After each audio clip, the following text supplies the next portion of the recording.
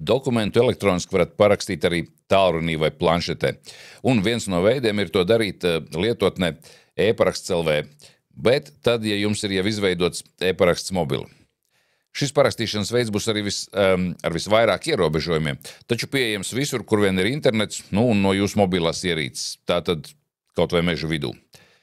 Kā dokumentu parakstīt tālrunī un kas ir šie manis minētie ierobežojumi, par to šodien kanālā Rezumē LV.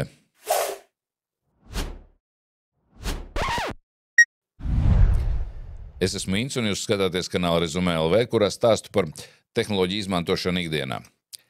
Vispirms izstāstīšu, ko varat un ko nevarat ar parakstīšanu izdarīt tālrunī. Un pēc tam parādīšu praktiski, kā tas notiek. Bet noslēgumā arī par citiem elektroniskās parakstīšanas veidiem ar e-paraksts un kurš no tiem varētu būt ērtākais kurā gadījumā. Un ko tad mēs varam parakstīt tālrunī un kādi būs tie ierobežojumi? Parakstīt mēs varam jebkuru ierīcē esošu failu, bet vienlaicīgi tikai vienu. Parakstīt varam tikai e-doc formātā, un parakstāmais dokuments ir līdz 25 megabaiti izmērā. Un kā jau saprotams, parakstīt varam tikai ar e-paraksts mobili, jo tālrunim nav karšu lasītāji, lai varētu parakstīt ar ID karti.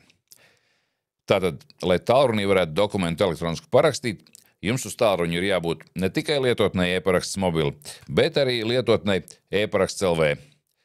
E-paraksts mobili ir tā lietotne, ar kuru jūs parakstāt. Vai varētu teikt, kura apstiprina gan jūsu identitāti, gan šo te elektronisko parakstu.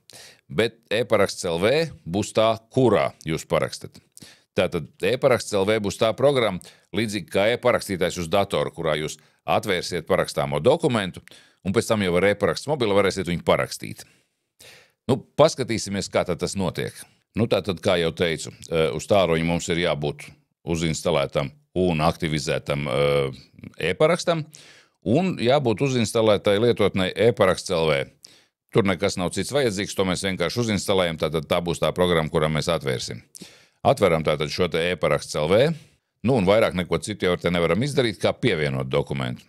Tātad spiežam pievienot dokumentu, te varētu būt, ka mēs vispirms redzam kaut kādus savus jaunākos failus, bet ja tur nav tas, ko mēs meklējam, tātad spiedīsim plus, atradīsim starp mūsu failiem vajadzīgo dokumentu, spiedīsim atvērt, un lūk, mēs esam atvēruši vienu šo te failu, es atvēru tātad darba uzdevums tāds un tāds, PDF, PDF fails, kurš tiks ielikts e-doc failā, reku augšā mēs varam redzēt to e-doc failu nosaukumu, un reku rakstīts gatavs parakstīšanai.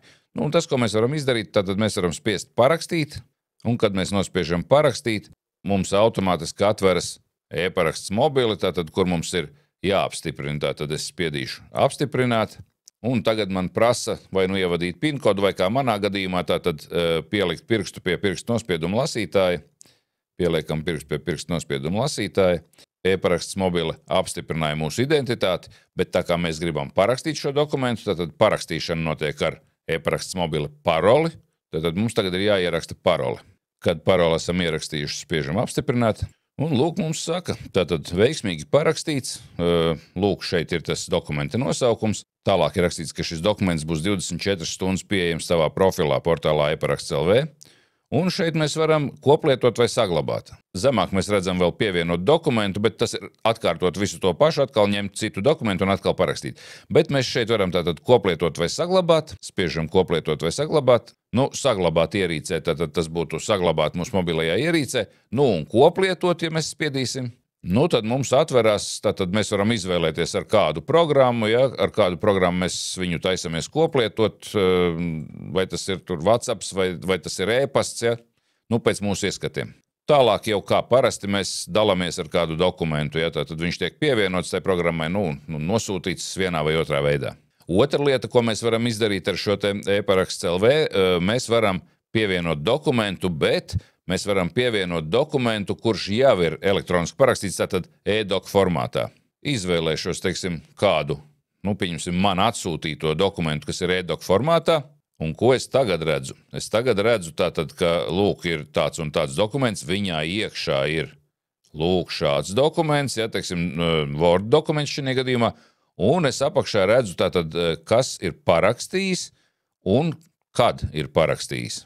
Tātad, es ar šo te atverot e-doc formāta dokumentu, Es varu redzēt, vai viņš ir parakstīts vai nav parakstīts un kas ir šī paraksta autors.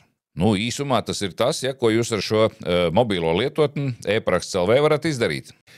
Nu, kā redzējāt, nekas sarežģīts tajā parakstīšanā nav. Laba iespēja, ja mums kaut kas steidzam jāparaksta esot ceļā, taču kopumā man jāsaka, ka vismaz es daudz labprātāk kādus darbus daru uz datora, nu un tad jau pie reizes arī pastāstīšu par to, kādas iespējas ir dokumentus parakstīt uz datora. Teiksim tā, ja jums ir savs pastāvīgs dators un puslīdz bieži ir jādarbojas ar elektroniski parakstītiem dokumentiem, tātad vai nu tie jāparaksta vai jāatver un jāredz, kas tur iekšā, tad visērtākais būtu uzinstalēt lietotni e-parakstītājs, kur varat bez maksas ielādēt no lapas e-paraksts LV. Par darbu ar e-parakstītājs es esmu izveidojis atsevišķu video un saiti uz to pielikšu tepat. Savukārt, ja jums kaut kas jāparaksta vai jāatver retu reizi, vai arī bieži sanāk darboties pie dažādiem datoriem, tad visērtākais varētu būt dokumentu parakstīšana vai atvēršana portālā e-paraksts LV un izmantojot e-paraksts mobili. Arī par darbu lapā e-paraksts LV es esmu uztaisījis atsevišķu video, un arī saiti uz to tepat pielikšu. Vēl atsevišķos video esmu stāstījis par e-paraksts mobilu uzstādīšanu un pārcelšanu uz jaunu tālruni. Tāpēc, ja ir interese, varat šajā kanālā noskatīties jebkuru no šīm tēmām. Es esmu Ints, un jūs skatāties kanālu Rezumē LV, kurā stāstu par tehnoloģiju izmantošanu ikdienā. Bet šoreiz man tas viss. Atā!